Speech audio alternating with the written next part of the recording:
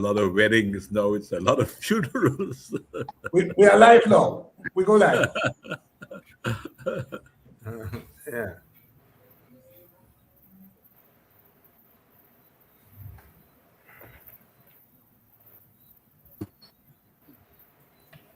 Albert, you got it full. You can go full screen a bit bigger than this. Full screen?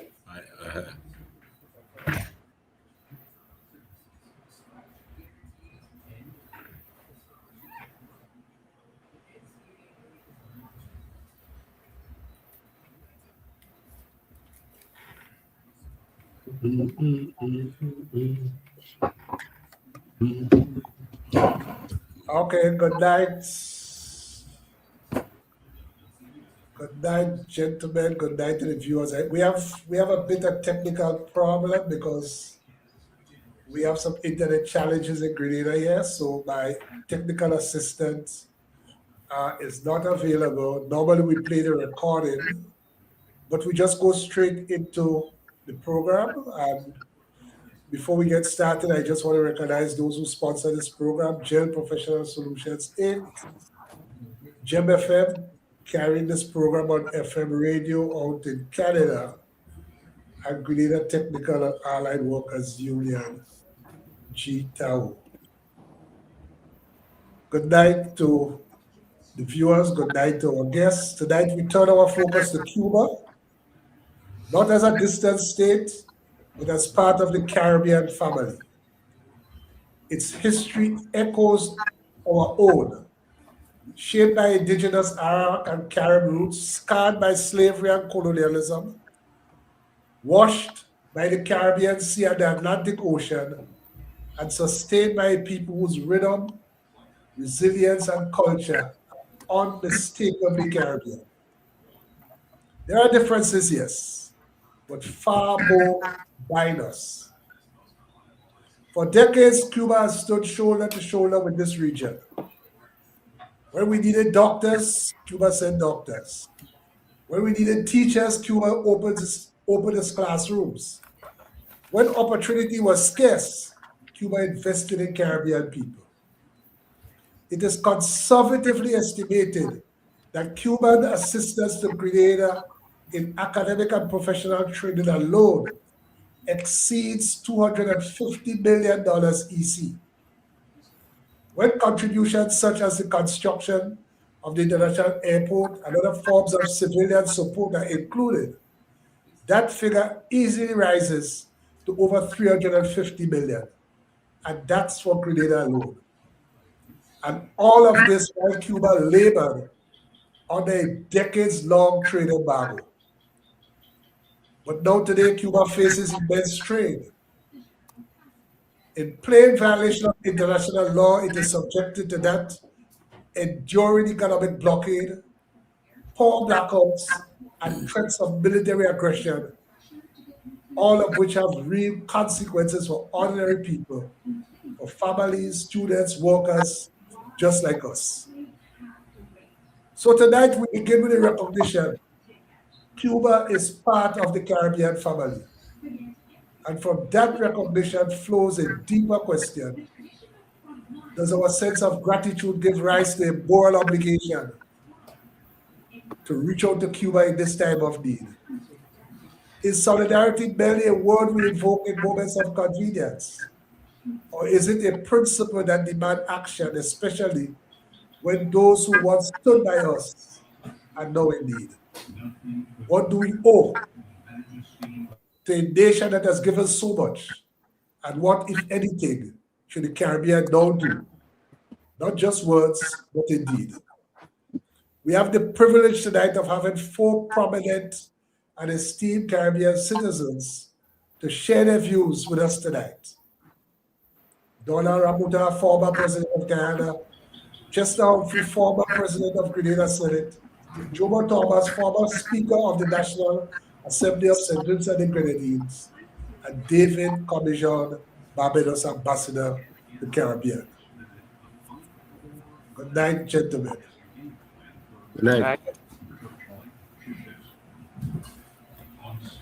Okay, good evening. Yes. I don't want us to take for granted Everyone hearing me? Yes. Yeah, sure. Okay, we getting a little feedback from one source. Yes, I'm we not are. sure which one. I don't know. All right. Take off the fan now. Volume or something. See, take off the fan. Oh, look at the thing. Is that better? Is that it? Hello? Yes, I would say I don't want to take for granted that Caribbean people understand the need for us to reach out to Cuba at this moment in history. So I want to ask each of you to make out a case to justify the position that we as Caribbean people have a moral obligation to assist Cuba and to assist the people of Cuba at this time.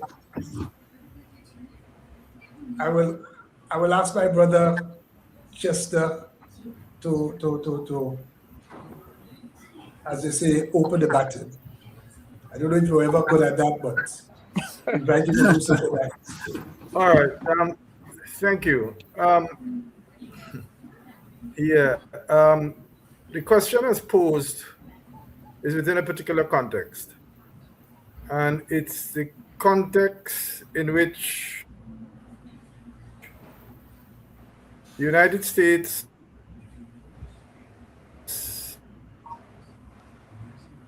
government and the United States ruling class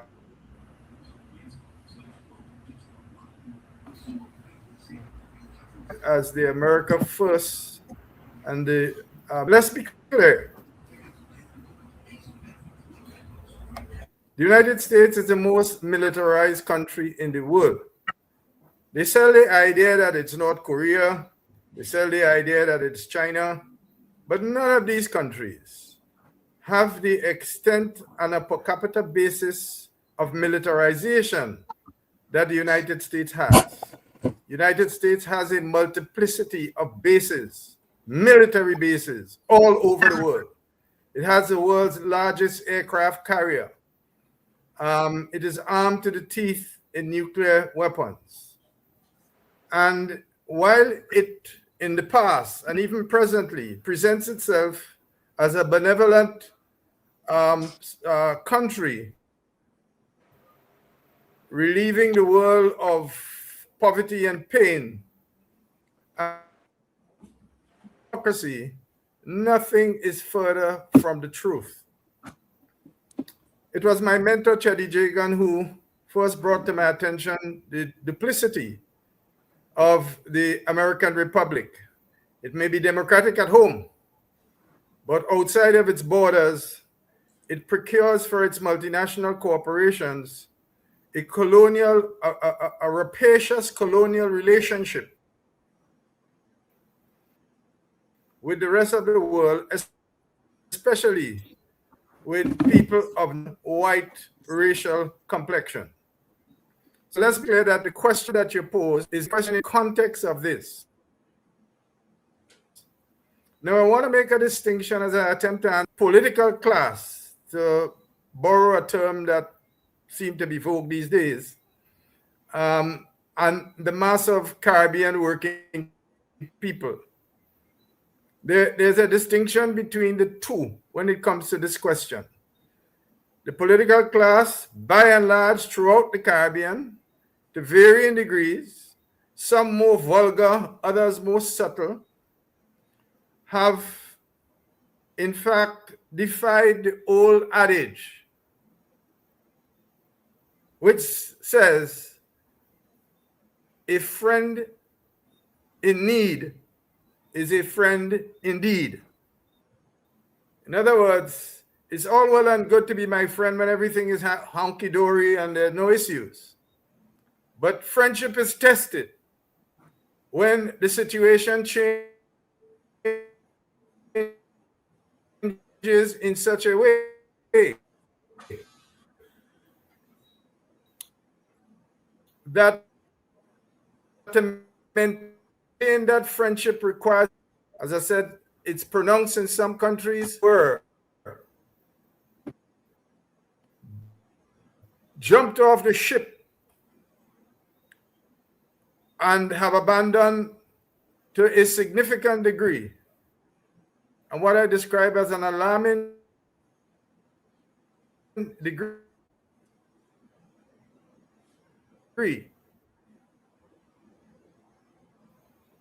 the level of cooperation and upfrontness, erroneous thought and thinking, and it portends a lack of understanding of the changing dynamics of international relations and the place of the United States within it. Many people believe that the aberration they see as Trump is just an aberration and everything will go back honky-dory once Trump is gone. What an utter mistake, what an utter lack of understanding of what is unfolding in the world. And so some people believe, as some countries do, and I have to be careful because we have an ambassador here, I want to say or do nothing to compromise his, but there are some countries, for example, who have prepared to, none is, neither the European Union or any other place. But CARICOM has served us well, and it more can be done, and it is better to be within CARICOM than without. But some political directorates in some countries have decided to buckle. Some have become hostile to the idea of CARICOM. Some have become hostile to the idea of Cuba. Some have even gone so far as to make prescriptions for what they describe as a need for Cuba to become democratic. In other words, a code word for opening up Cuba for control by the United States. Yes, because while they talk about the need for Cuba to become democratic, consistently and right now practices a depth of racism that the world had hoped it had gone past. In its policy on immigration, it is woeful. And what we have here is a neo-Klansman leading the United States. But this was not possible if the fundamentals of the United States were not there to allow the rise of that neo-Klansmanship arrangement that we now see as policy in the United States. So there we have it. To the extent that the U.S. military-industrial complex is prepared to go on an adventure on its own, and it has said so. It has said so to Europe, that you're useless. And all of this is geared to one thing. The American posture and stance is geared to maintaining its dominant role in the world. It's geared to maintaining the position of its multinational corporations who continue to rape all the resources. Just you know, I hate in the history of human civilization. Yes. I get the message. Yeah, I hate to interrupt, but two things. We having a little difficulty with the transmission. Yeah. And secondly, I just wanted us to focus on the start. On my end? Well, I'm not receiving you well.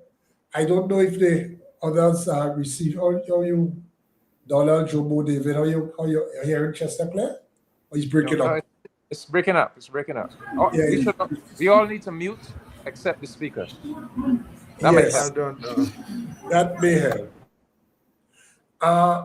Yes, but I get you, Chess. And your focus is I just wanted to No, I just wanted to lay out for your listeners the context in which we're having this discussion, so that we could better understand the conduct of political class in Right. But what I wanted to do that holds firstly state was, power at this time. So I yeah, was just contextualizing it. So I probably, I get that. But a what I little wanted to lengthy, and do, for that I apologize. yeah, no problem. What I wanted to do was just, and that's why I put it this way, make the case for the person watching this program and those who will watch it on YouTube later as to why our Caribbean states and our Caribbean people should come forward and assist Cuba at this time.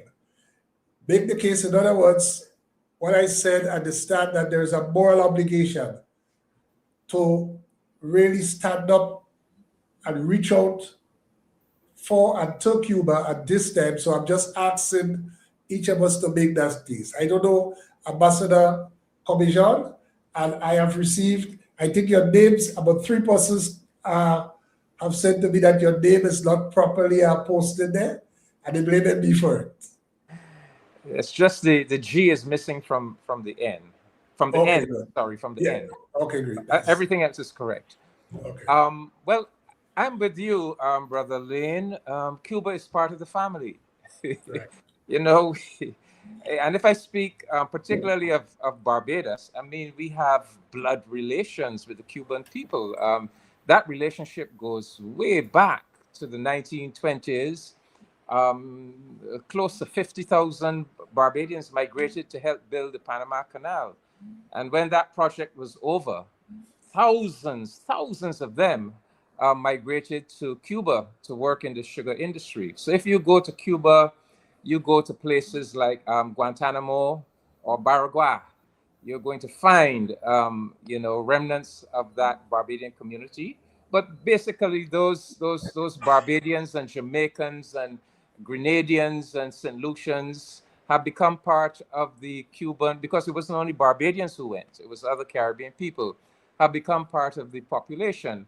And ever since 1972, when the 4 independent countries made that decision to establish CARICOM, but at the same time to establish a collective foreign policy and to make the first evidence of that collective foreign policy be to defy the United States of America and the Organization of American States, which were insisting that the whole hemisphere must isolate Cuba, to defy them and to collectively establish relations with Cuba, 8th of December, 1972.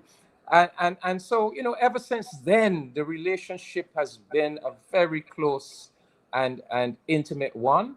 Every single independent CARICOM country has an embassy in Cuba, and Cuba likewise has an embassy in every single independent CARICOM nation. So this is a special relationship, and it's a special relationship that has played out in um, uh, cooperation, technical cooperation, medical cooperation, cooperation in education, scholarships, sports personnel. Right in Barbados right now, we don't have Cuban medical personnel, but we have personnel in a whole range of sporting disciplines, coaches, and so forth, And certainly during the COVID pandemic, we relied heavily on Cuban medical assistance. I mean, we had well over 200 Cuban medical personnel in Barbados, during those years of COVID. And so the relationship is very close. I am actually the the Barbadian head of the joint Barbados-Cuba Task Force on Cooperation, and many things join us together, including Barbados and Cuba collaborated in 1975 in sending those Cuban troops to Southern Africa to help defend the independence of Angola.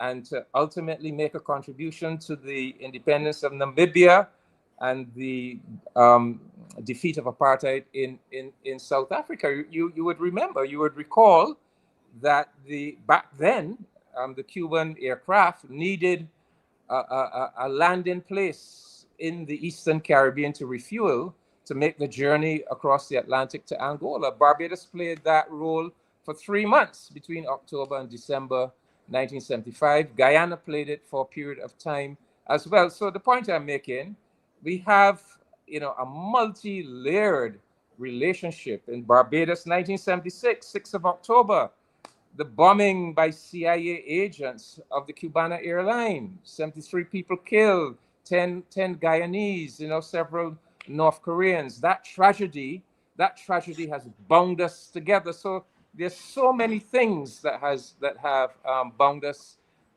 together. And I just want to quickly single out a Barbadian by the name of Bobby Clark, who visited Cuba in 1964 and came back from that visit with the offer of scholarships to Caribbean students.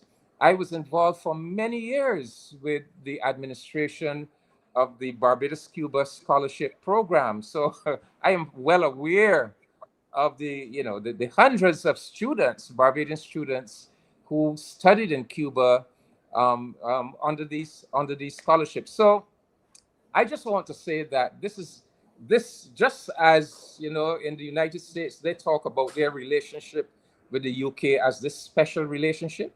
Well, our special relationship in CARICOM is the relationship with Cuba. Cuba is part of the family, and we have to be conscious that we are building a Caribbean civilization. Our ultimate goal must be the total decolonization and unification of our Caribbean region. We must have no less an ambition than the people who went on in North America to bring together those 13 colonies, to establish the United States of America, to bring together the colonies north of them, to establish the Confederation of Canada. We likewise, we must not have any lesser ambition. Our ambition must be to totally decolonize our Caribbean region and establish that autonomous Caribbean civilization. And obviously, Cuba, which constitutes 1/3 of the landmass of the Caribbean, some 10 to 11 million members of our combined population, and Cuba that has such technological strengths, scientific research, biotechnology strengths, is an important part of that family, an important part of that civilization. So it goes without saying that we must express solidarity with our fellow Caribbean member state, our member of the Caribbean family. We must do all we can to help the Cuban people and the Cuban government get through this very, very difficult period. Yes. Brother Jomo?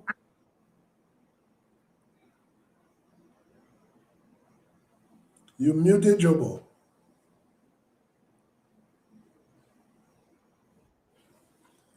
Jomo, you are muted.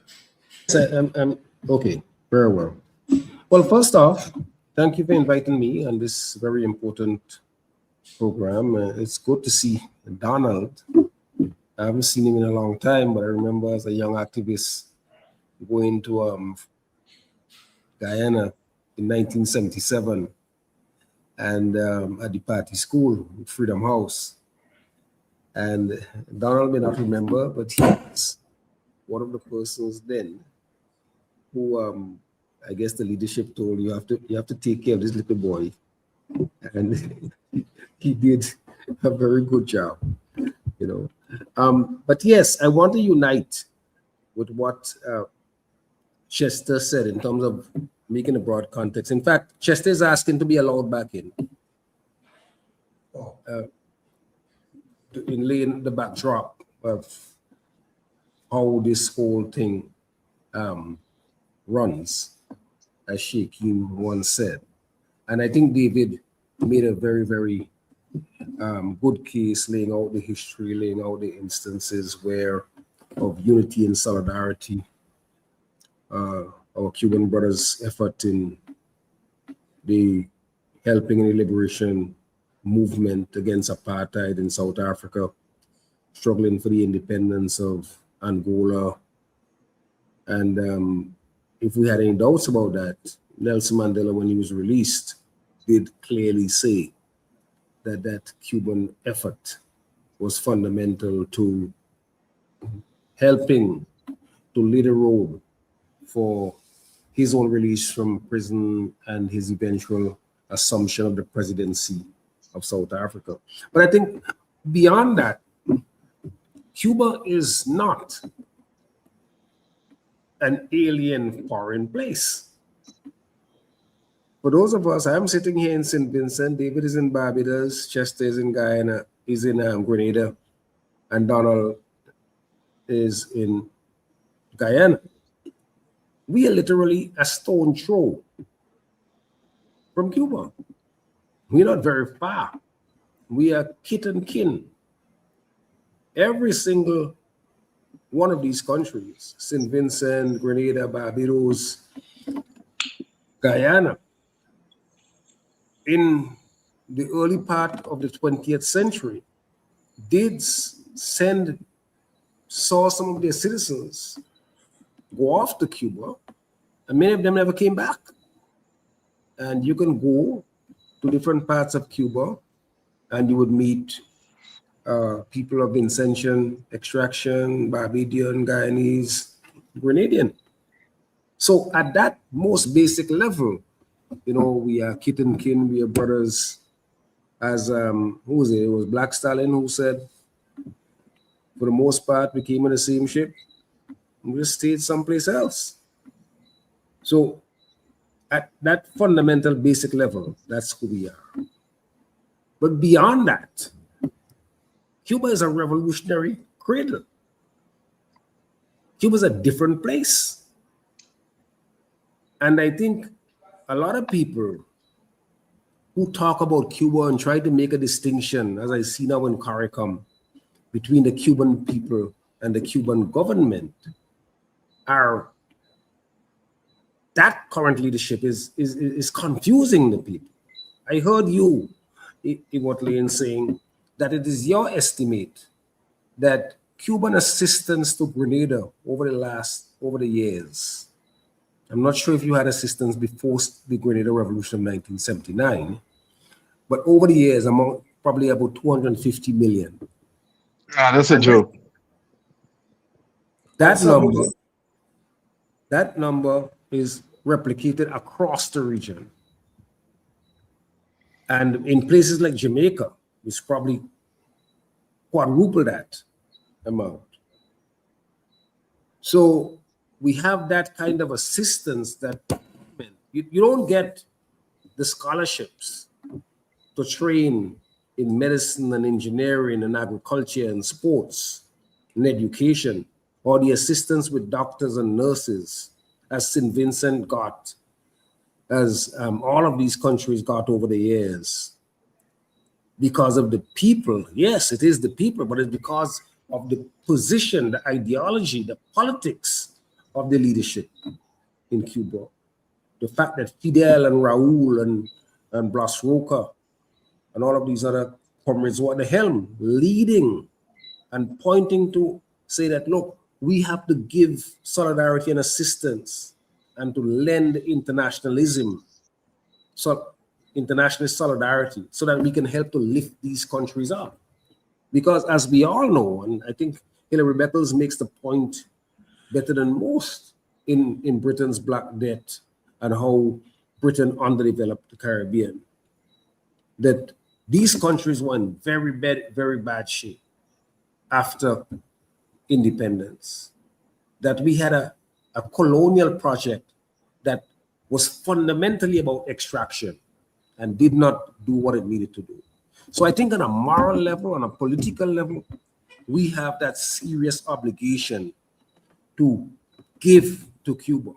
And it is unfortunate that in 2026, on the 29th day of March, an imperial power, a big power, powerful power, can decide that it's going to choke off another country in clear violation of international law, in clear violation of the tenets of the United Nations. But then again, 2,400 years ago, Thucydides, one of the first European historians, did say that the rich and powerful will do what they must, what they can, and the poor will endure what they must. Okay, and Donald, you are in a unique position because I think you're the only one among us who was actually the head of state, head of government of a country, a CARICOM country, and additionally, I know you are one of the signatories of a letter by former Caribbean leaders advocated in defense of Cuba. So I want you to address this and lead it on from both Jomo and Chester. You can move into the issue as to whether the United States factor, which both Chester and Jomo highlighted, what's the relevance of the United States factor in all of this? Okay. Let me begin by that, what you were saying. I think one of the main reasons responsible for the hostility of the United States to Cuba is to try to prevent an alternative way of life, an alternative system from being successful. I think it was President Truman, if I'm not mistaken, in the 1940s, who said for the American way of life to continue in the United States and to spread throughout the world, for continue in the United States, it must be a world system. And it had been trying to destroy any system that is anything different. And that is one of the main reasons that we have this terrible hostility to a little country like Cuba, because I don't think anyone will believe that Cuba poses any military threat to the United States. In fact, I don't think any country in the world poses a threat to the United States. That it is U.S. is a very, very powerful country, and nobody wants to voluntarily go and tackle that military machine that they got. They got spent $1.5 trillion on their military, which is more than the next 10, 12 countries put together, that they don't spend that military on them. So a lot of these talk about threats to the United States is mere pretext for them to carry on the hostility that they do all over. Now, to understand the strength of the Cuban system, because a lot of people in the Caribbean talk about Cuba and talking about democracy, but I don't know how they can do that with a straight face without mentioning the 6.5 decades of the blockade that existed with Cuba. I don't know how they can do it without recognizing the United Nations policy of the right of nation to self-determination. I don't know if they have forgotten that the Cuban people have voted for their constitution, that they have a constitution that was well exposed to discussions, and it was passed in a referendum in Cuba. So to say that the Cuban people didn't know what they were doing, the Cuban people chose their system voluntarily by themselves. So that are the points, some of the points I want to immediately make. And when you take into consideration the pressure that Cuba has come under and the achievements that they have made, it is phenomenal. And one would ask themselves, if Cuba had the opportunity without the blockade and without the sabotage and without the attacks against them, what more would they have been able to achieve?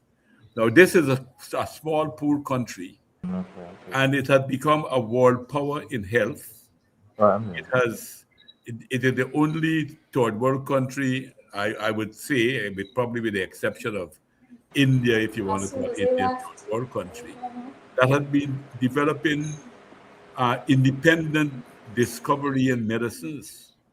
And we talk about the recent pandemic that we had.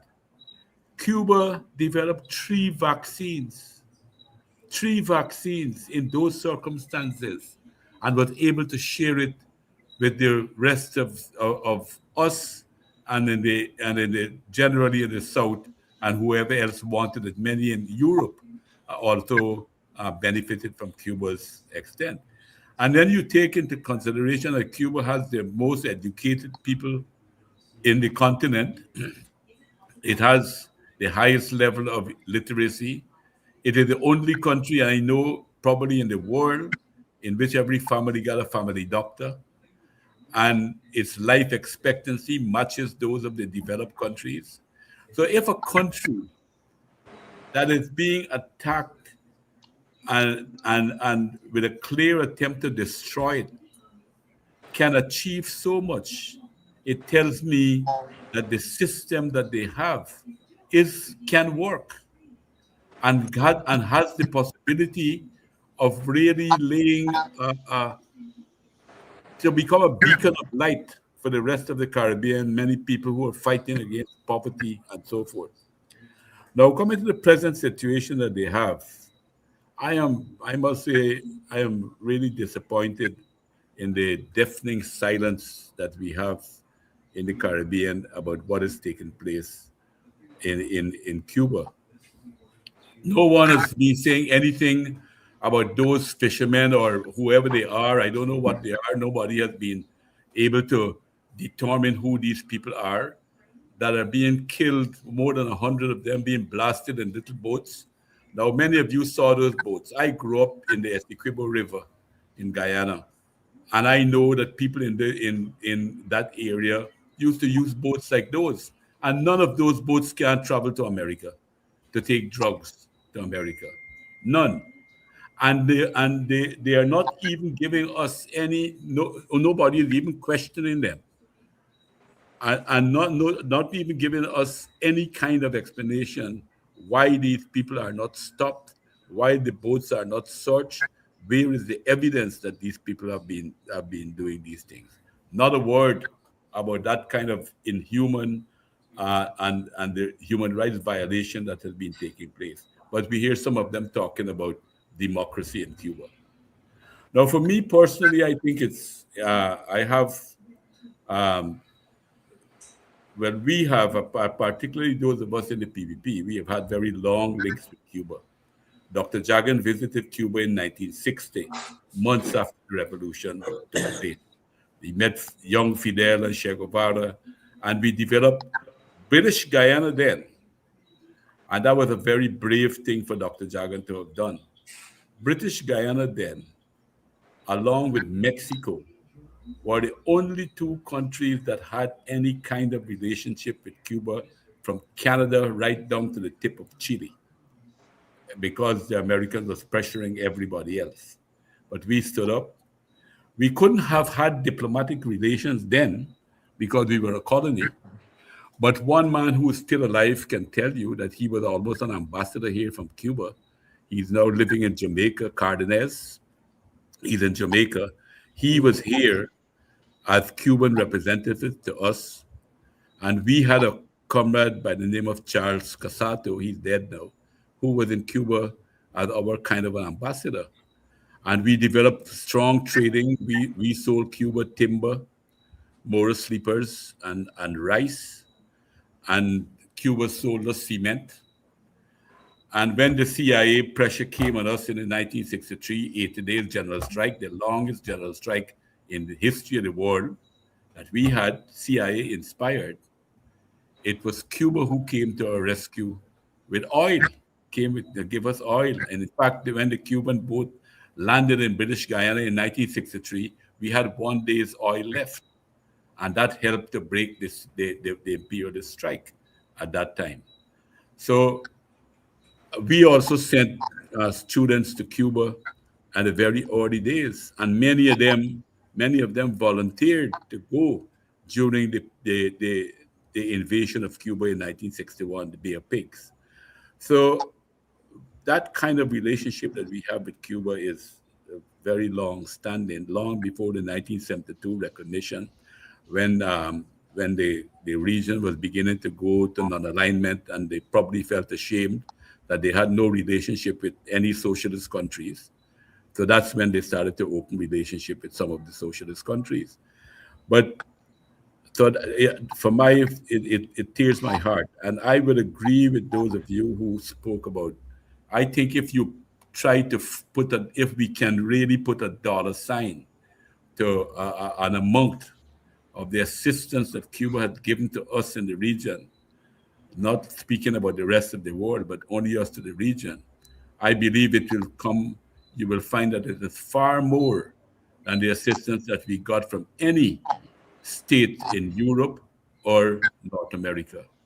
So I say that I believe that we have to continue to advocate to defend the Cuban Revolution, because we're defending ourselves in many ways. Because if these people succeed in destroying Cuba, as they've succeeded with Venezuela, and because that emboldened them to go and to Iran, and if they succeed in Iran and then succeed in Cuba, then we will be all recolonized. There's no doubt in my mind there will be a recolonization that was taking place. So raising our voice for Cuba at this point in time is not only giving solidarity to Cuba and reciprocating the solidarity that Cuba has always given us, but we are defending ourselves from being recolonized. That would be my initial thoughts. Yes. So I think we have really, all of you have made the point that Cuba is really part of the Caribbean family. And I just want to point out that presently now, since we became independent, all of our Caribbean countries, there are several people in Grenada, St. Vincent, all over, who are both citizens of Cuba, and in our case in Grenada, citizens of Grenada also. So it's not just that, well, Cuba is there and Grenada is there, for example, but we have people here, many people who are both Canadians and Cubans, and I'm sure that is the same for other Caribbean islands. So I don't know if any other Jomo, Chess, David want to just comment on. I think in fact Chess and Jomo probably did so, unless you want to do a bit more of it in terms of the US factor. But I just want to pose this. Regarding the form that assistance should take, I noticed that Trinidad has a different position to the rest of CARICOM. Trinidad is saying that, as I understand it, that their assistance will be to organizations on the ground in Cuba. While as I understand it, CARICOM position is that they're going to mobilize assistance from the various islands, and CARICOM will engage with the Cuban state, and the Cuban state in turn will distribute this assistance. I just want Well, to. I think it's gone a bit before that at the CARICOM level. CARICOM has actually on the chairman Drew from St. Kitts Nevis, they've actually begun to purchase. Each government has made a contribution. Trinidad and Tobago government said it won't. And that contribution is made for purchasing of items that the Cuban government has enumerated that they want. And these items are being purchased in Mexico to be delivered from Mexico into Cuba. And as the information that I have so far is that program is well underway. I'm not certain whether or not the ship carrying it has already left Mexico, but I know that there have been contributions. I know that Grenada has made a substantial contribution towards that effort. towards what is described as a humanitarian effort. And I don't know whether or not Ambassador would be able to tell us a bit more than that, but yes, the CARICOM as an organization has in fact a very active initiative, and I know as a fact that the Grenada government has made its contribution to that effort, and the supplies are being purchased in Mexico because the ship would leave from Mexico to Cuba. I think my understanding was that the CARICOM governments had there was an agreement that they would all contribute 100,000 United States dollars, but clearly the governments are going way beyond that. The public information is that Grenada is contributing 500,000 United States dollars. Similarly, St. Kitts has announced a similar figure, and Barbados is going to be contributing that type of figure as well. So I know that the wheels are in motion. I think it would be a little bit premature to say that items have already been purchased and ships are sailing from Mexico, but we were getting a little bit concerned in Barbados last week that the CARICOM initiative was taking some time to get off the ground, and we had decided that we were going to just forge ahead ourselves. But as soon as we made that announcement, the CARICOM made the announcement that it was ready to go with the CARICOM initiative. So suffice to say that CARICOM will be providing very significant humanitarian assistance, and that the early evidence is that the member states are really, stepping up and contributing very significant sums. Just in response to Brother Ramotar, I want to make the point that Barbados has condemned the extrajudicial killings, both the foreign minister and the prime minister, and I condemn them as recently as last week at the CELAC meeting of foreign ministers in Colombia. But I guess you could make the case that we have not condemned them as vociferously as we really should be condemning it.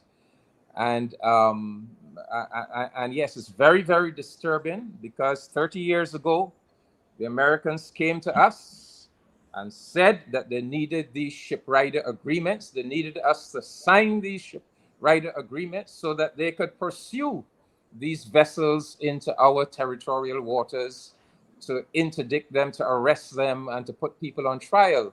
And those agreements have been in place. That system has been in place for well over 30 years now. How is it that this Trump administration suddenly comes and has designated itself the master of mankind, with the power to determine who lives and who dies, and to simply carry out these extrajudicial killings? So this is very, very concerning, and I think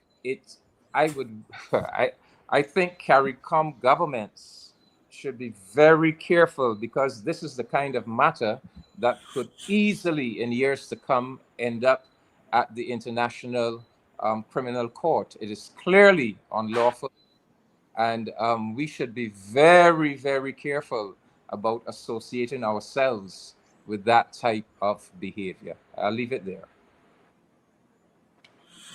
Let me just apologize for that. Yeah, I do recognize that Barbados was upfront, and I think outstanding in the region in condemning some of those things and taking some positions openly that the rest of the region has not done so far.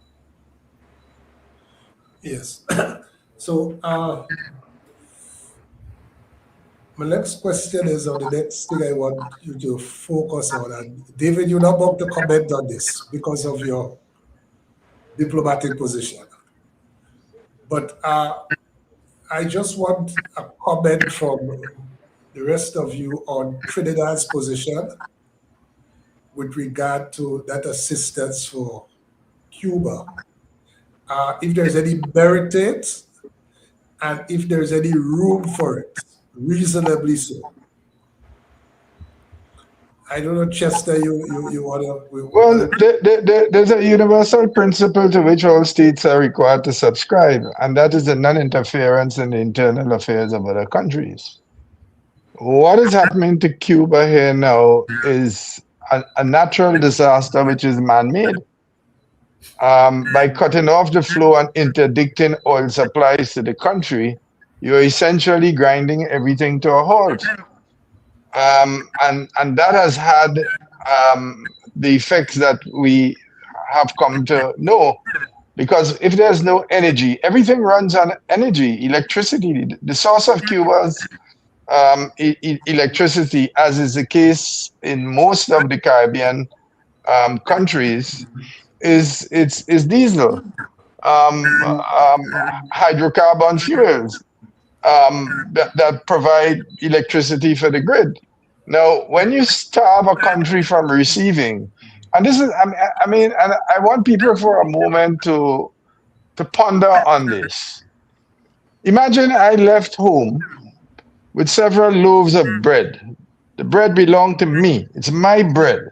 I procured that bread by my honest labor.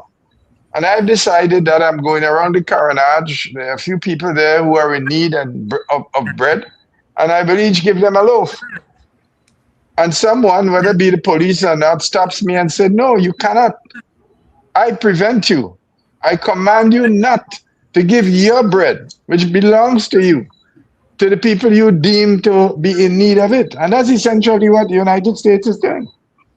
With the hope of collapsing the Cuban government, and they now turn around Marco Rubio and call the Cuban government a failed government, and that Cuba is a failed state, when they are the ones responsible for creating the difficulties for Cuba, and the strength of the Cuban system, and the strength of the Cuban willpower, and the national unity of Cuba have seen that for more than 60 years, Cuba has been able to survive, and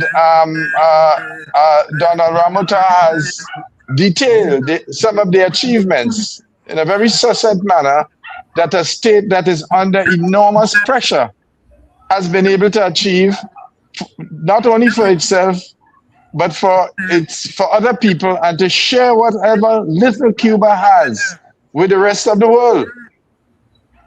So sorry. Yeah, the long and short about it is that the U.S. posture historically has been one of a violation of international law. The UN General Assembly, for the better part of 40 or more years, have annually voted condemning the blockade against Cuba and calling for its removal. And there were only 3 countries consistently that voted against that: the United States, Israel, and I believe it may have been Argentina. And if we know the history of Argentina and the role and how Argentina has, in a sense, genocided the African population which existed in Africa, in Argentina, since the time of enslavement of Africans and the Atlantic trade in human beings. Argentina is one of the few countries that has a program of genocide, formal genocide of African people, and have substantially reduced the presence of Africans, the survivors of former slaves in that country. And Argentina has a notorious history for harboring wanted Nazis. And its entire program is constructed on concepts of racism that is well known. I mean, of course, our educational and public information systems don't give us that information. But that's the case. Yeah, but just I also want you to comment on the Trinidad approach versus the United Caribbean approach. Well, I mean, it's well, we have a government in Trinidad and Tobago that has brought shame on the Caribbean and on the country of Trinidad and Tobago, which was at the forefront of the anti-colonial movement at all levels. In the struggle for trade union rights, which incidentally was led by a Grenadian, Uriah Buzz Butler, which was part of the stream of anti-colonialism, to the struggles led by the late Dr. Eric Williams when he sought to reclaim Guantanamo and to get the Americans to close that base and to exit Trinidad and Tobago based on an agreement which was made then with the colonial power. To have all of that rich history insulted by a clear prostitution of the state in respect of Trump, to the extent where international law, I mean, when a leader says, kill them, I mean, that's the call that came from the leadership of Trinidad and Tobago. In violation of its own laws, because the Constitution of Trinidad and Tobago lays out, and the fundamentals of its jurisprudence is that you are innocent. There's a presumption of innocence until you are proven guilty. And to call for people to be summarily executed simply because you find them in a boat. No evidence has been provided, no explanations given. No, I mean, there have been Trinidad and Tobago citizens that have been murdered. And so the point made by Ambassador Comissiong that there are serious issues of international law that is in breach here. Bearing in mind the recent developments in Palestine and what the International Court has found and so on, we can very well understand that a lot of these calls are not just skirting the principles, but in direct contravention of these principles, and one may put themselves to be aiding and abetting in the violation of a very fundamental right, the right to life. The Americans have not provided a single shred of evidence to anyone that these boats were involved in narco trafficking into the United States or into any other country for that matter. Yeah. Jomo, you want to comment on the Trinidad approach?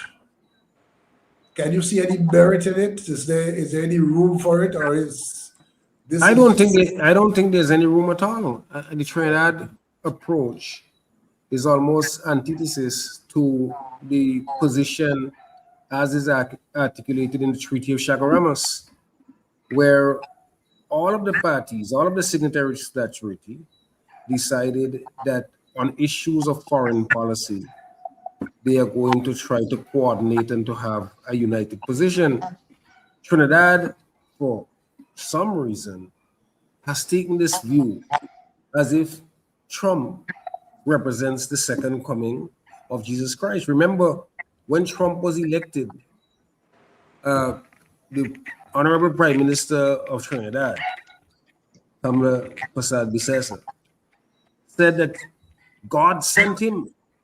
I don't know if people remember that. She said God sent him. I don't recall that at all. That was actually said. Yes. And then you could go and Google it. And now she's taken a position. Well, remember, even in the campaign, she talked about, look, anybody come at you, just empty the clip. That's the kind of irresponsible language. And as both Chester and David has said, to engage in the kind of flagrant violation of international law and the assault, the affront to the notion, the United Nations notion, that countries have a right to carry out their internal affairs in keeping with their own desires. And for her to line up with a big, powerful country, it's to make not only a mockery of sovereignty and independence, but it is an assault. It is an assault on the memory of people like Eric Williams and Barrow and Bonham and Manley, because they struck out in 1972 on a path which showed, yeah, we are small, but we have principles and we have principled positions which we would adhere to. What we are seeing here now with Trinidad, it's like a turn that on its head. It's like a 180-degree turnaround. And I must say, I don't think that the other Caribbean countries are much better. This whole notion that they are planning now for 2 months to deliver some assistance to Cuba. What are they waiting for? For the Americans to topple the government, for the government to implode? It couldn't take 2 months to send emergency aid. They have a flotilla that came all the way from Europe and has arrived in Havana from Europe. And these jokers are still talking about they're planning to give aid. It's ridiculous, considering the assistance that the Cubans have given to our region, considering the assistance that the Cubans have given to the world. So while Kamala is really outrageous, I don't spare the others and give them any kind of blind on what they're doing, because at that summit in St. Kitts, we heard them specifically making a distinction, a dichotomy between the Cuban people and the Cuban government, and that should not ever happen. Jomo, just to say that there has been some great difficulty in finding transportation facilities to deliver items into Cuba. I know, for example, that the Barbados government over the past several months was actually frustrated by not being able to find the transportation facilities into Cuba. I think this idea of purchasing the items in Mexico and having the Mexican government, which is already undertaking supply of supplies to Cuba, I think that is a very good idea. That, but perhaps it came to them. It came to them, fairly late. But I think they have welcomed that idea, that this is a way to get around some of the difficulties that were being experienced in the recent past. So don't forget, David. Don't forget, a few weeks ago, a Cuban vessel went to Jamaica to try to get LPG gas, and it was turned away.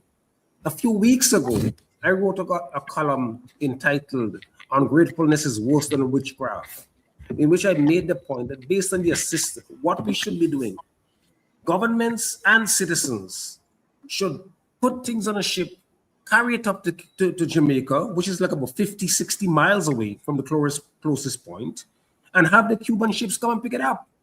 So this notion that you can't get ships, it don't wash. Carry it up to Jamaica and let the Cuban ships come and pick it up. Yeah, well, but Jomo, think out of the box. But and finally they've hit upon the idea of using Mexico. So I'm not excusing anybody, but just giving some factual details that could shed some light on why things have transpired the way they have. If I may say, I agree with David on this matter, because it's not only the question of governments here finding ships because of this. What was the term they use about sanctioning these ships?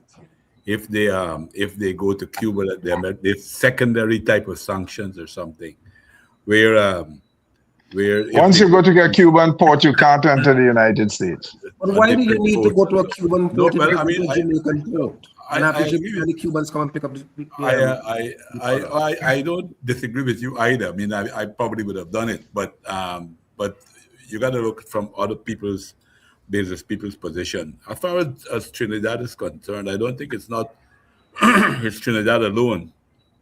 It's a general change position of the United States where they mean to run the world by fear, and to do that, they are destroying international institutions, including the United Nations. They're violating all the principles of the United Nations, violating the decisions of the United Nations. They did it in order to help Israel in its genocide.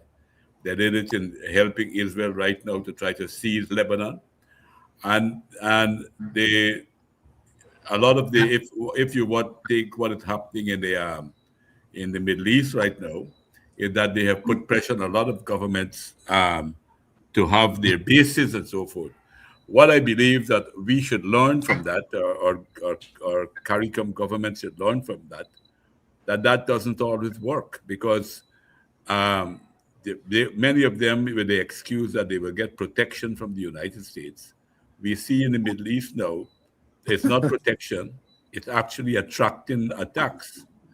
So I agree with Jomo. The important thing is that we should stand on principles. We should stand on principles and principles of solidarity. It's one issue. Cuba has been in solidarity with all of us for a long time. We should reciprocate, and some of those things should not be negotiable. And to deal with human rights things and humanitarian issues. For us in the Caribbean, with our history of slavery and indentureship and colonialism and imperialism and what have you, human rights should be non-negotiable for us. And the situation in Cuba at this moment can be treated as an acute form of human rights violation that is taking place there. So I would say that this fear that the American has managed to spread around the region and further afield, not only in our region, that it is for us to try to resist that type of thing, raise our voices while we still can raise our voices in order to condemn what is taking place.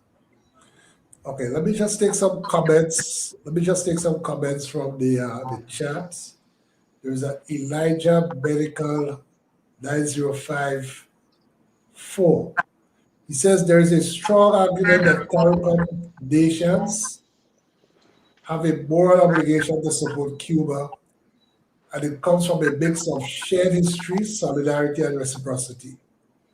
First, there is the idea of Caribbean unity and shared struggle. Most Caribbean I have to countries. drop it for you tomorrow. Most Caribbean countries. Chess, if you could just mute, please.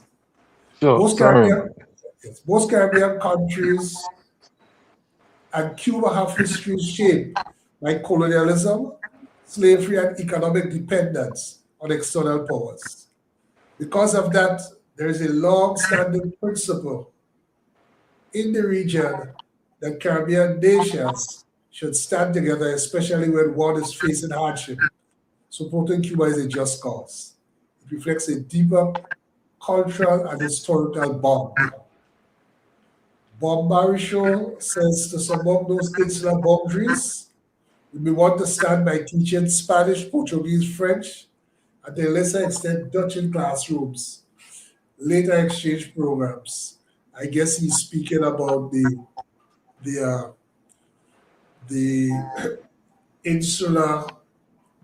insularity that arises based on language.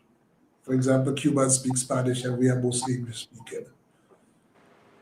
Elijah Medical also says Cuba is a stumbling block to U.S. hegemony. It resists U.S. influence and operates outside its political and economic system, symbolizing defiance against that dominance, especially in the Caribbean. Chris Park says, let us be aware that if we don't support our Cuban brothers and sisters, we are going to regret it. Say today is us, tomorrow is Cuba. Today is Cuba, tomorrow is us. Jason Centinel has a dissenting voice. He says, so who is ready to relocate to a socialist nation? Freedom is a privilege, not a right. It's afforded to us by the powerful. Nothing has changed really. Only civilized chaos.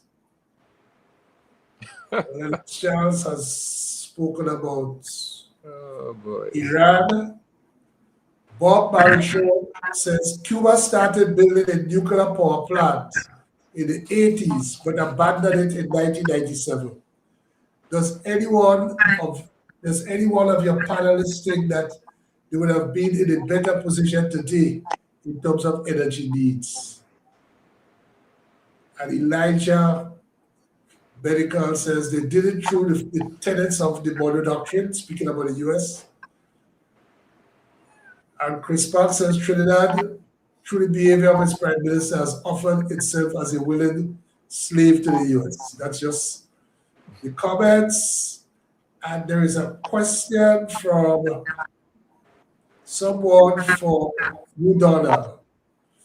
Considering the history of PPP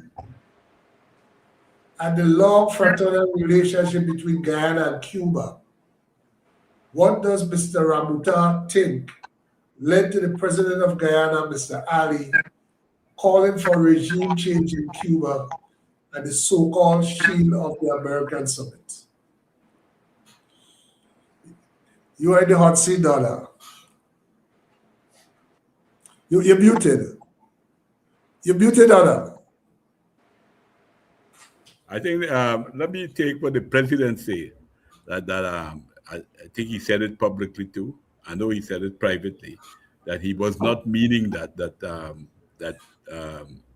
what he said was misunderstood in many ways. That he didn't mean about regime change. I think he explained publicly that what he meant was the present situation that was taking place in Cuba, where people were starving and so forth, that status quo should change.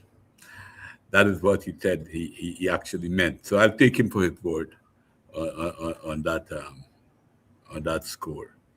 The other point is, and I'm very proud of the record that we've had in solidarity with Cuba, that we stood by Cuba in some of the most difficult time, and Cuba stood with us too. It was a very good relationship. I'm proud of that relationship. Those are some of the bright spots in our history of struggles for freedom in our hemisphere.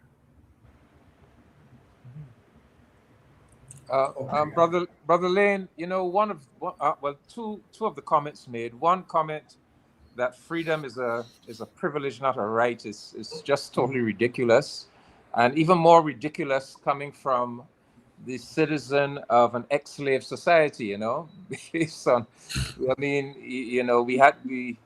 it is a right that we had to fight for. Anyhow, but one of the other comments about Cuba being that historically and up to today, being that bulwark against American imperialism and American dominance.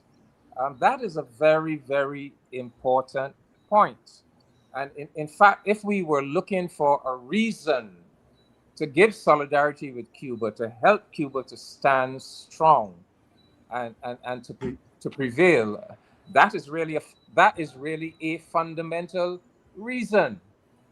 We can go way back to the 19th century. We can go way back to the genesis of the Monroe Doctrine. The infant United States had its eyes on Cuba from way back in the 19th century. Of course, they had this idea of manifest destiny. They were going to spread all across the continent. The idea of the Monroe Doctrine. They were going to dominate. They were going to dominate this hemisphere, and Cuba was very special. This very large, attractive island just off the southern coast. They were determined that was going to become part of the territory of the United States. Of course, in 1898, they intervened in the Cuban War of Independence against Spain, and they virtually made, to some extent, they succeeded. They virtually made Cuba into a colony from 1898 until the Fidel Castro revolution of 1959.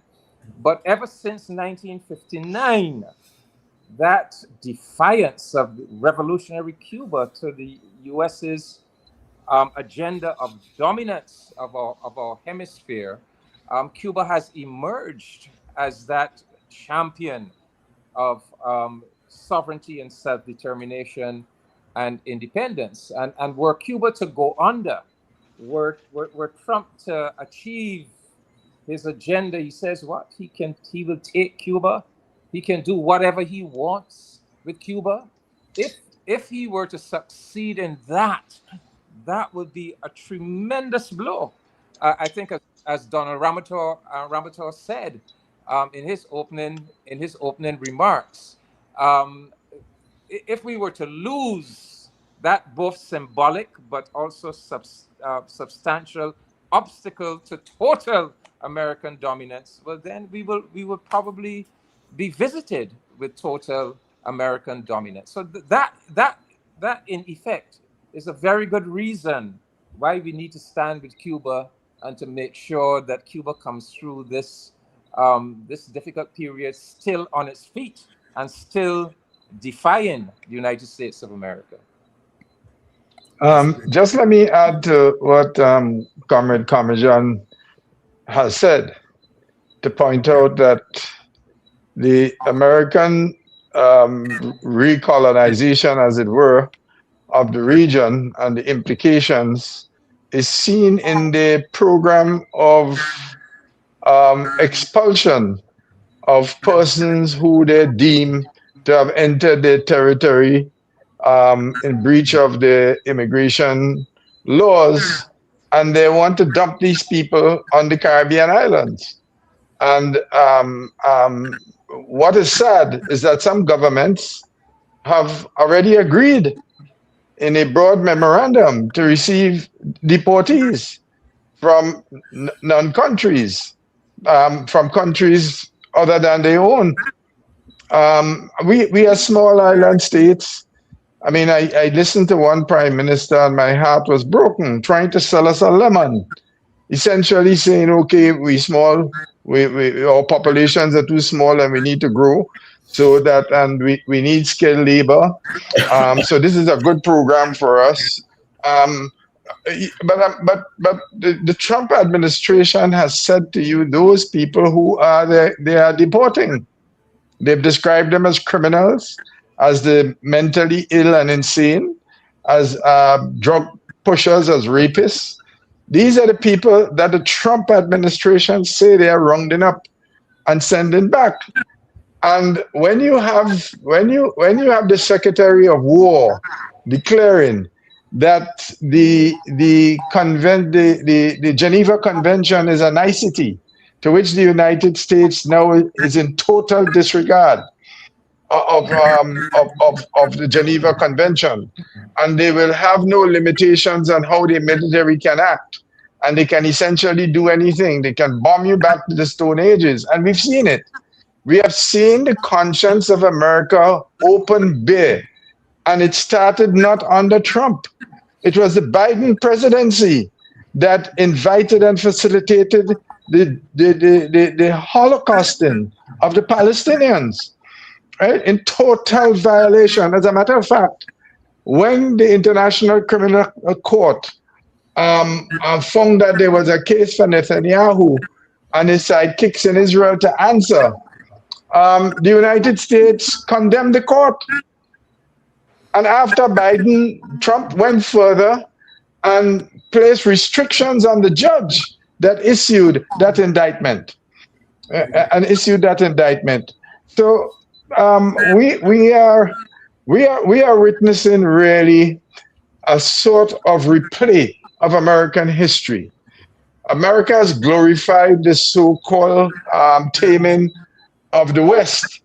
They've made it into the philosophical propaganda movies. And in some of our countries, we have even adopted that propaganda. So for in Grenada, in our cultural expression of carnival, we have a thing which we refer to as wild Indians. And we are the children of slaves. They're no wild Indians. And we have this in our culture and we celebrate it, even up to today, even after emancipation. So the point I'm making here is this, that the United States is now resorting to lawlessness, right? And when Trump speaks, it's an indication of the truest side of the American Republic that's coming out. Yeah, so someone just said to ask, if there's also, isn't there a case for a moral obligation also to assist Haiti, the people of Haiti? Sure. I don't want us Well, there is. And there is. CARICOM has done a tremendous amount in respect of Haiti.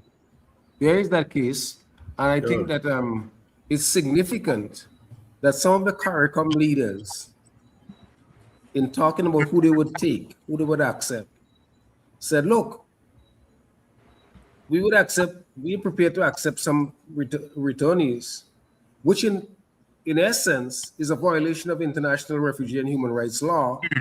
Because when somebody ends up in the United States, you don't simply toss them and send them to El Salvador or to St. Vincent or Grenada. They're supposed to, if they have a credible case, that case needs to be heard by an immigration judge, and it is voted up or down if they make that if they make that case. So that's the first violation right there. But the moral case that you talk about is that some CARICOM leaders have said, we would take people, but we are not taking people from Haiti. And if we understand the role of Haiti and the role that Haiti played between 1791 and 1804, and the role that it continued to play, even with the emergence of Aristide, the demand for reparations by Aristide, which led to the US and the French and the Canadians wanting to take him out, then it shows that there's a tremendous amount of confusion among the political class in the Caribbean. And this is why I think it is critically important that we really pitch this new phase of the struggle for younger people, the youth, those who are coming in their 20s and 30s, to demand, for example, that in the regional curriculum we have history, Caribbean history, African history as a compulsory subject, so that people could get a better understanding. Because I think David wanted to say something on that also, because I just wanted to make the point that even more significantly, Haiti is a member state of CARICOM, so we have treaty and organizational responsibilities towards Haiti. It should be said though that the CARICOM member states have invested a lot of resources in trying to facilitate a political solution to the crisis situation in Haiti via the Eminent Persons Group. The group of the three former prime ministers, plus Ambassador Grandison, that have been going into Haiti and have been working with the Haitian stakeholders. You know, that program that has been ongoing now for, I guess, close to 3 years, has been financed by the CARICOM member states. But of course, there's so much more that we all need to do for Haiti, and Haiti could actually be the key to the planned economic development of CARICOM if we could, get Haiti stable. And Haiti has the demographic resource that we need all across the Caribbean community, but it all begins with really getting Haiti some degree of stability in that CARICOM member state, and we must always insist upon. Who's causing the instability, though? Oh, that's a long. I think that's the genesis. Story. Who's causing the instability? Because the people who are causing the instability are the very ones who are coming up with all kind of plan. They want to finance, they want to bring in Kenyans, they want to bring in this, they want to bring that. That is not going to solve Haiti's problem. The idea Okay. of bringing in the Right. Kenyans actually began with CARICOM. The Americans. It doesn't matter where it began. Hold on. I just want to be historically clear. The idea that if the Haitian National Police was overwhelmed by the criminal gangs and needed help, that rather than going to the usual suspects, Canada, France, the UK, that we should go to African or Caribbean countries. Hence, that notion of reaching out to Kenya for that kind of assistance for the Haitian National Police. Of course, the United States then subsequently latched upon it because their position was that they were not prepared to send any of their personnel into Haiti, but they were prepared to give finance.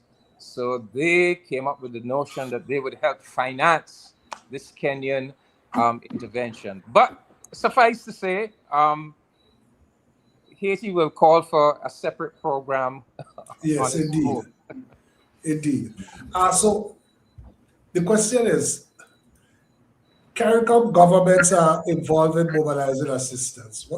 What can individual Caribbean citizens do? Because a few persons have approached me, for example, I think I raised it with you, Chess, and said, listen, I want to make a contribution. I want to give some money, whatever it is. Well, What can we do? unfortunately, there is no centralized, what I would describe as people initiatives. But in every country, there are individual initiatives that are unfolding. I know we here in Grenada, we are planning a week or so of solidarity, not just with Cuba, but with Cuba, Venezuela, and the children of Palestine. Already we've set up an account in the Add Lebanon to that. Oh boy. the credit union, the Riser Credit Union. There's an account there for monetary contributions. We are also trying to work out the logistics if we are able, because we've done this before.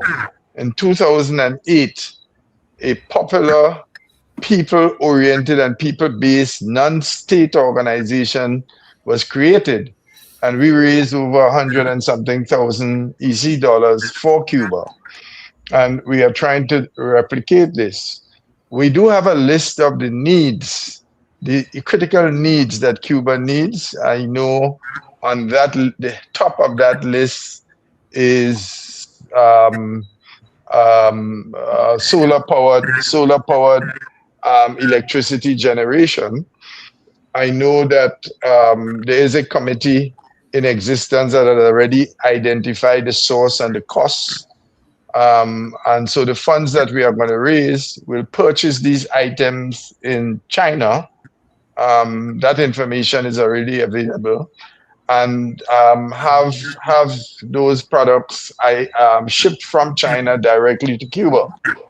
I know that within Cuba, there's a school called the Morris Bishop School for Children with Disabilities.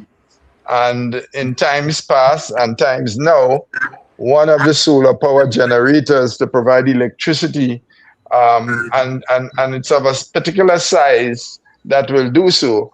With I don't know all the technical details, but I know that the research work has been completed. The source of the supplies have already been identified and the costs. So once the solidarity program with Cuba is launched, and we're hoping to launch that within a week or so, on the 14th of next month will be the significant anniversary when Grenada, for the first time ever, under the People's Revolutionary Government of 1979, for the very first time, the Grenadian state, in its post-colonial independence period, established relations with Cuba, and that will be celebrated come the 14th. It is our hope for those of us who are involved in the organization right now and in the planning stage that we will be utilizing that period to focus a lot on Cuba, because there's a sentiment, there's a widespread sentiment amongst the Grenadian people of gratitude towards Cuba. And nothing that America can do will be able to eliminate that. There is that. I mean, there are many Cuban comrades who are living here amongst us as Grenadians. There are many Grenadians who have married Cubans and vice versa. Many are living here. The entire medical system, the public service health system here is underpinned by Cubans, both by those who are trained, Grenadians who are trained in Cuba, as well as Cuban specialists who are here. Right. So there's that work ongoing there. And not too long from now, I don't have the number of the account at my fingertips, but I know account all of the preliminary legal, because to open an account in Grenada, no, and in fact, the OECS, by virtue of American restrictions and pressures, is an extremely complicated thing. I think all of that now has been sorted out, and appropriate announcement will be made at the appropriate time in that regard. But that is just a recap of some of the things that are in the planning stages. As I said to you before, the focus will be on getting solar power generation. And that has already been identified and costed, the number of units, and so on. Yes. David, I was just wondering, given that CARICOM is behind this initiative, any possibility of mobilizing? No, let me just say 1 second, Eva. What we are doing here is not a CARICOM initiative. This has nothing to do with the government. No, I understand. Okay, right. I just want to be clear, on this. That what we are doing here is a non-state actors initiative. It has nothing to do with the government of Grenada. I understand that fully. I also heard that they had some very good initiatives of the type that Chester is speaking about in Jamaica. A lot of and in Barbados. And in Barbados too. A lot of good, which is extremely good, because I think it's important to have our people participating in this type of solidarity. It's a good form of education for them too, to learn to give solidarity in that regard. So I want to commend the comrades who are taking that initiative, because I think Cuba will take any help in any form, from government or non-civil society and so forth. Any way we can help Cuba, I think it's important. But let me quickly say, since I have the floor, that I think we have to emphasize the fact, because I spoke about many governments throughout the world being afraid, and some of them succumbing to this type of fear. But I think it's important for us, from small countries, small developing countries. I think I saw someone in the chat speaking about small countries, what we could do and so forth.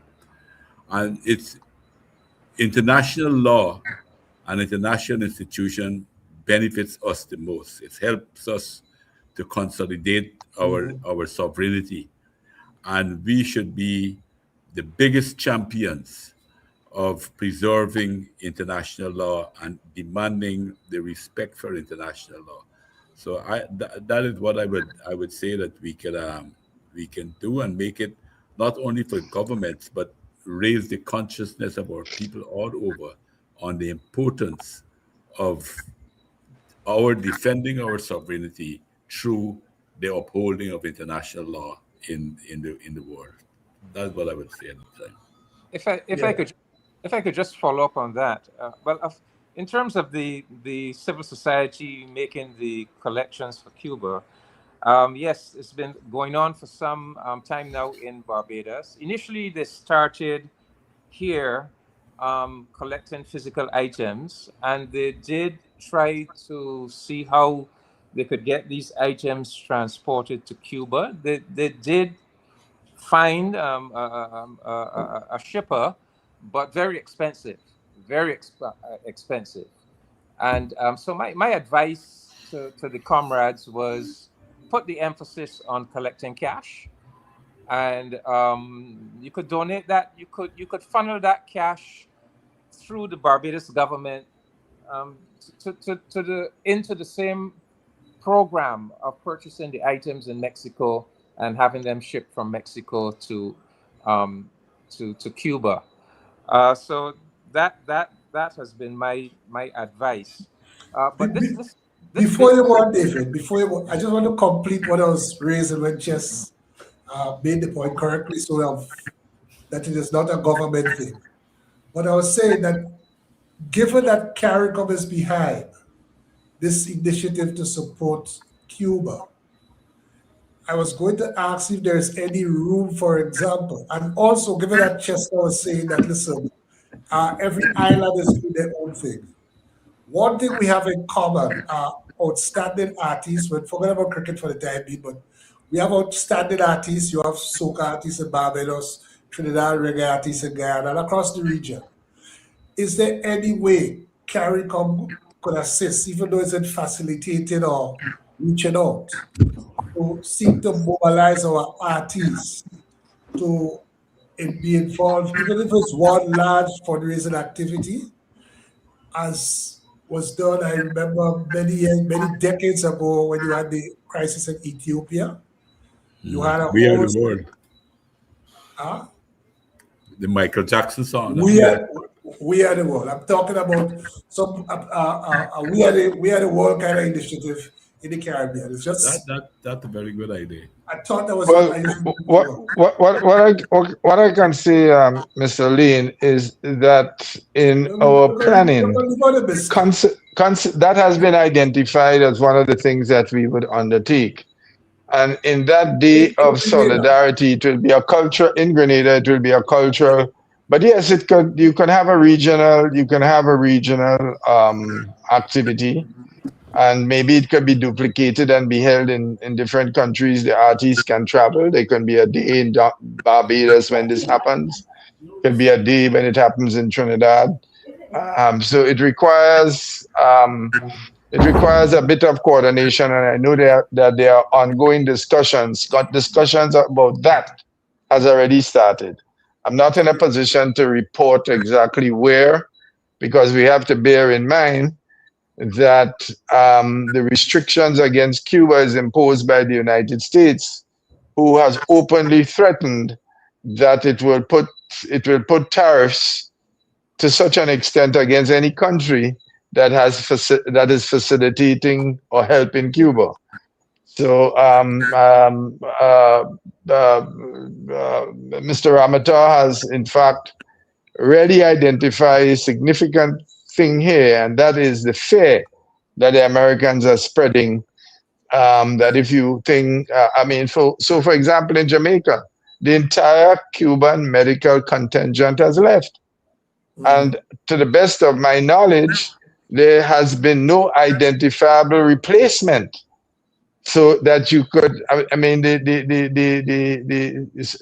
The state social medical services in Jamaica now is significantly compromised, and from a lot of the online comments I'm seeing from ordinary Jamaicans who are complaining, well, how would I get attention to my eyes? What is happening to me? I have a kidney problem. I was being treated by a Cuban specialist. To whom do I go now? I don't have the money. In other words, the state medical sector services in Jamaica was contingent on the participation of Cuban medical professionals. And let me just make this point here. While David to make his point. Yeah, while we are focusing a lot on Cuban medical, there's a lot happening in engineering too. In Grenada, we have quite a number of Cuban engineers here who are providing vital assistance to the state. They're designing bridges. Many of our bridges are over 150. In some cases, they have bridges here that are 200 years old that need to be rebuilt because they were not built to take the kind of weight and size of vehicles. They were built when people had the basic mode was donkey carts. And a lot of the design engineers here, if we had to pay, and I think your figure that you quoted in respect of the value that Cuba has given to Grenada is woefully undervalued. It's conservative. Well, more than conservative, right? In fact, it will be good. It will be good if a proper assessment could be done. But you can come in, David. Yeah, no, I wanted to zero in on this aspect of the fear. You know, the fear and the fear, as Donald said, small states, we should really be very vociferously defending the system of international law and taking very firm stances. You mentioned the idea of doing very high profile artistic concerts to raise funds for Cuban assistance. I don't think CARICOM is set up for that really, but the governments of member states could, in collaboration with the civil society activists, undertake that kind of program. However, that program is going to be very high profile. Such a project might very well fall victim to this fear of offending the United States, of being the subject of tariffs or other forms of pressure. And you know, the whole fundamental basis of CARICOM was that of collective security. That if we come together and we are united, we have unanimity, there are stances that we can take that we could not take as single countries, because there is safety in numbers and safety in unity. Well, we are now into a phase of CARICOM where unanimity is virtually an impossibility. And I think that this has hamstrung CARICOM, you know, because the principle flowing through CARICOM for decades now has been that principle of unanimity. In other words, CARICOM cannot issue a political statement if one member state objects. And the modus operandi in the past has been, yes, all of us have been within the same ballpark. We might not have shared exactly the same ideology, but through a process of compromise, we have always been able to get everybody. We might have to compromise a bit, but we have been able to get everybody to sign on to these collective statements. In recent times, that is now an impossibility, because we have at least one member state that is outside the ballpark, that you can't even, it's not even possible to compromise to bring them on board a collective position. And so CARICOM is going to have to figure this out now, because we cannot afford to be so dysfunctional that we can't even take positions anymore. And so we now have, I believe, to stress the idea of unity and not so much unanimity. Forget unanimity for now.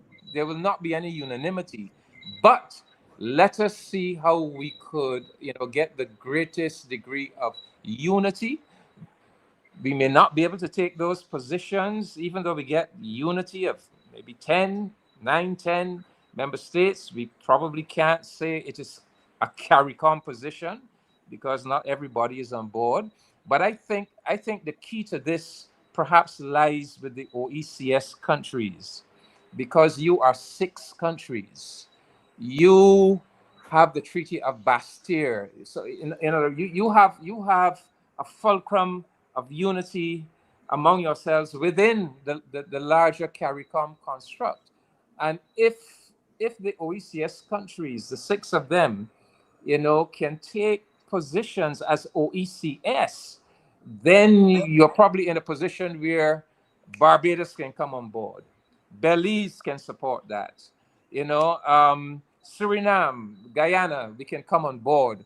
We can join a collective OECS position. But I think we are going to have to think of things like that, so that we can remain effective.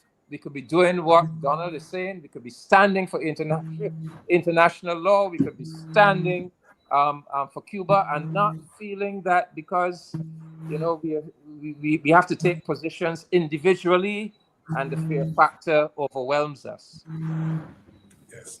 Okay, before I invite final comments, I want to do two things. One, I just want to recognize those who sponsor this program, Jail Professional Solutions Inc. JMFM carried this program on FM radio out in Canada and also Grenada Technical and Allied Workers Union. I just want to also read something that someone sent me. They said Long Island fishing was introduced to Grenada by Cuba around 1979, early 1980, during the early years of the Grenada Revolution. Cuban technicians helped popularize this technique, particularly in the fishing tug of war, to target large pelagic species such as tuna and swordfish. Grenada fish export industry, largely driven by the yellowfin tuna, generates significant foreign exchange with total annual fish exports valued at approximately $30 million EC, roughly US 11 million. So I just raised that. Someone from the fishing village actually sent me that just to point out another significant way in which Cuba's assistance and that relationship with Cuba has really benefited Grenadians. Yeah, and not just that, our first fishing school, the first fishing school ever to be established in the English-speaking Caribbean was established here with Cuban assistants and Cuban teachers, as well as the building of ocean-going and ocean-staying vessels using ferroconcrete. The Cubans had assisted us with that under the revolution. I just thought I should make that point.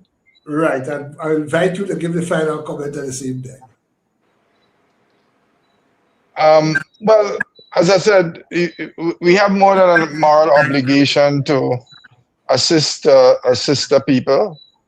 The acts committed by the United States against Cuba is a violation of international law and an attack on the human rights of the Cuban people. The worst thing that one can do when one faces a bully is to start a run. Unless you are prepared to become a long distance runner, you will be running forever. The best way to confront a bully is to stand up.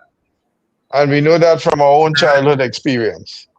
So I understand the implications that face Caribbean countries. I understand the threat that the United States has been quietly issuing in respect to our correspondent banking and the fact that we rely on the US fiscal system in order to trade, in order to make payments for our imports.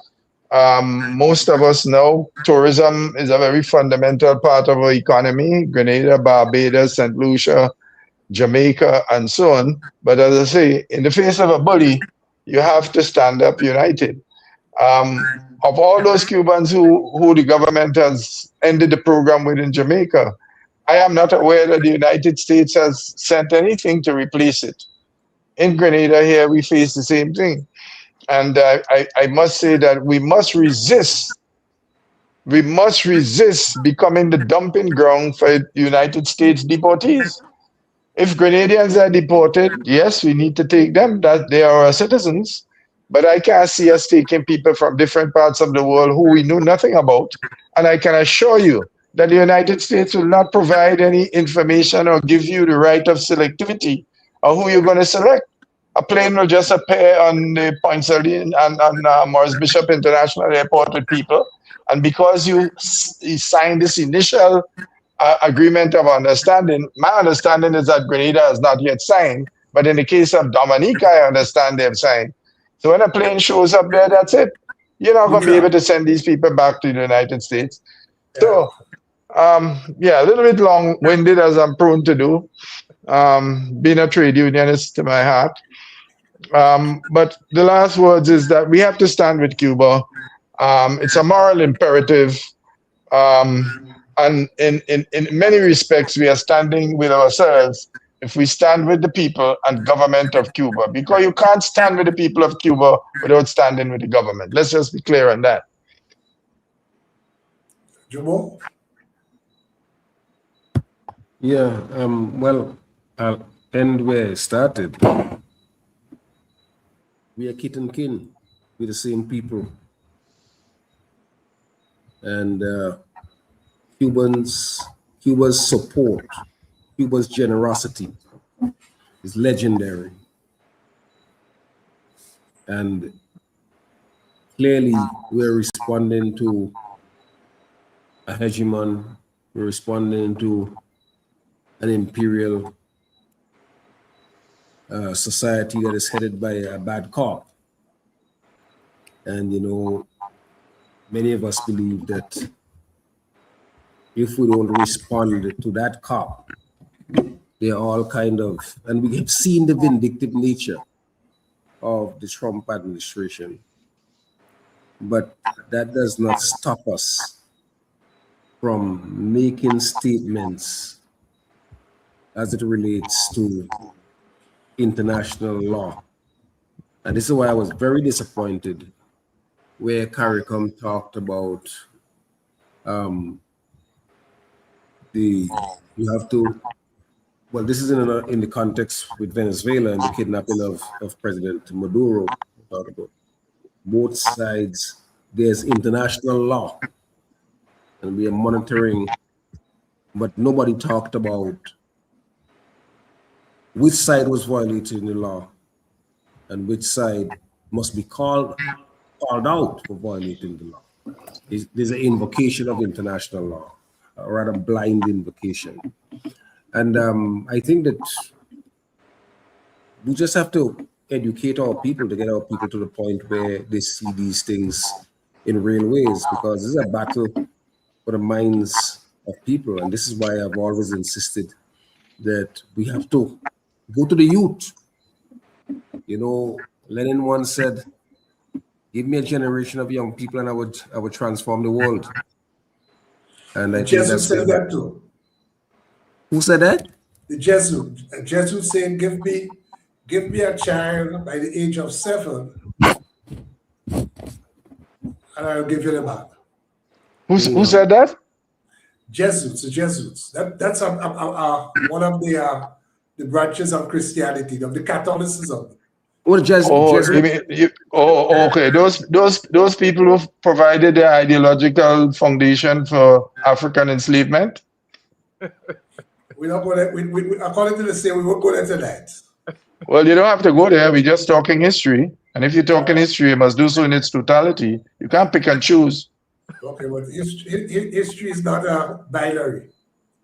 And it's not a multiple choice. So it's a long discussion. Jomo, you finished? But yeah, I'm done. Yeah. David, I would like you in your closing to address the issue as to whether standing with Cuba, being in solidarity with Cuba, amounts to a rejection of that long-standing relationship that Caribbean people have with the United States. No, you know, when we stand with Cuba, and when people like me make statements on this program, we are simply reiterating CARICOM policy. We are reiterating Barbados's foreign policy. For 33 years now, we have all gone every year to the United Nations General Assembly, and we have voted for that resolution condemning the U.S. blockade of Cuba, declaring it to be illegal and demanding that it be removed. We have also at CARICOM, time after time, at meetings of the foreign ministers, heads of government summits, we have denounced the U.S. placement of Cuba on its unilateral list of state sponsors of terrorism. You know, every year in Barbados, on the 6th of October, we hold a commemoration of the Cubana tragedy and use the occasion at ministerial level and ambassadorial level to denounce this illicit U.S. imposition on Cuba. So we have been very clear, and this is even as we continue with our traditional relationship with the United States of America. So we have to be a community of principle, and we have to be able, as we have done for so many decades now, to be able to say to the United States, you are wrong. You are in breach of international law. What you are doing, a few years ago, the CARICOM heads of government sent a private letter to President Biden on this matter of the blockade of Cuba, the sanctions against Cuba, informing him why what the US was doing was so wrong. It was so counterproductive. It was obsolete. It was hurting not only Cuba, but it was hurting us as well, and that has been, for the most part, our CARICOM tradition. I mean, we have slipped from it every now and then, but for the most part, CARICOM has been a community of principle, And I guess the new factor now is this Trump administration that seems so off the charts in its reactions and its behavior. But I'm with Chester. We have to stand for something. There have to be some fundamental principles that we stand for. With all due respect to the United States, we can't hurt you. We are small countries. We have no military, no economic power. We mean you no ill will, but we are telling you, Cuba is our brother country. This is part of our Caribbean family, part of our Caribbean civilization.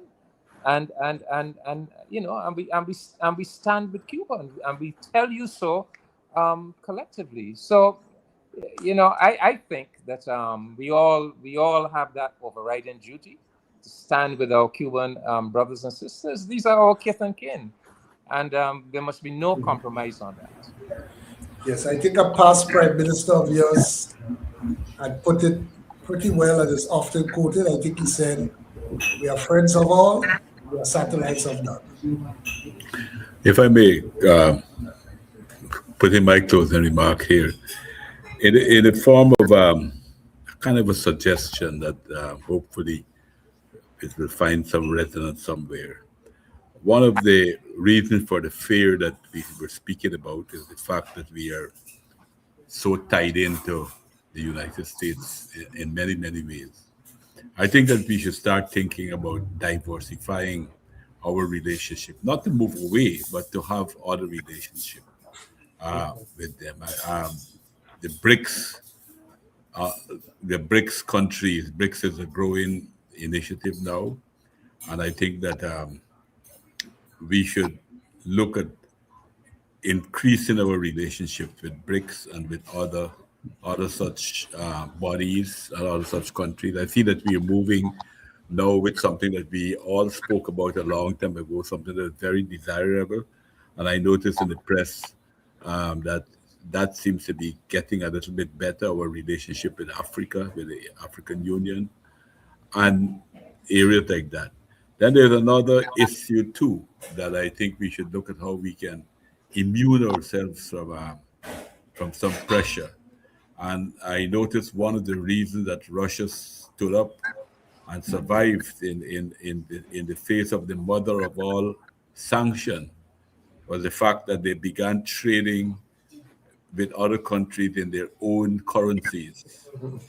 And maybe we need to put our more qualified minds, our economist minds to work, and to see if some of those models can work. And we, right now, the CARICOM still have not found a common currency. I don't think that that's a focus with them. But why can't we examine the possibility of us trading with our own currency and get less reliant on one major currency like the dollar and so forth? So I would say to deal with the issues of the fear, we should look for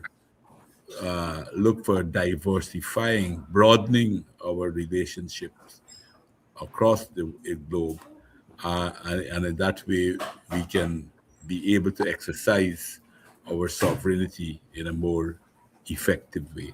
And finally, to say the question of the unity of CARICOM, I believe it's very important. I think it's very sad that some of us allow ourselves to be taking positions against each other and against CARICOM and so forth, because I know that even though we are small, but there are 14 of us, and if we act together, we will be punching way, way above our weight, and we will have a greater influence on international affairs.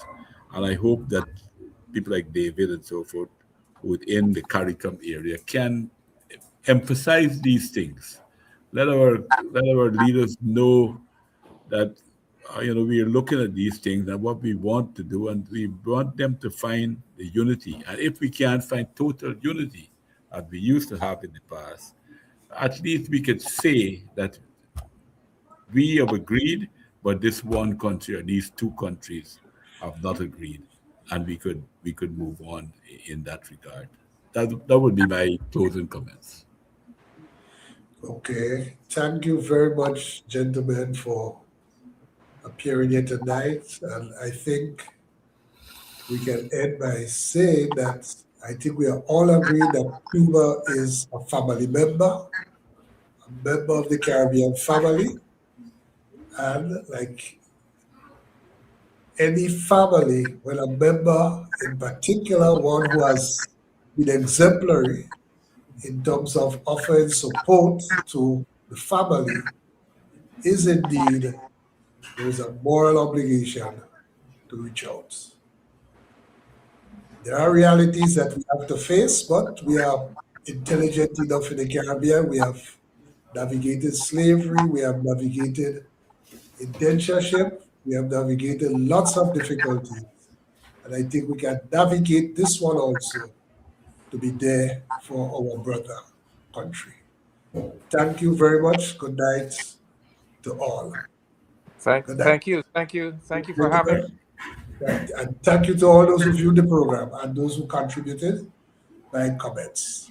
Thank you. All right. Good night to everybody. Good night. And just to appeal to the Grenadians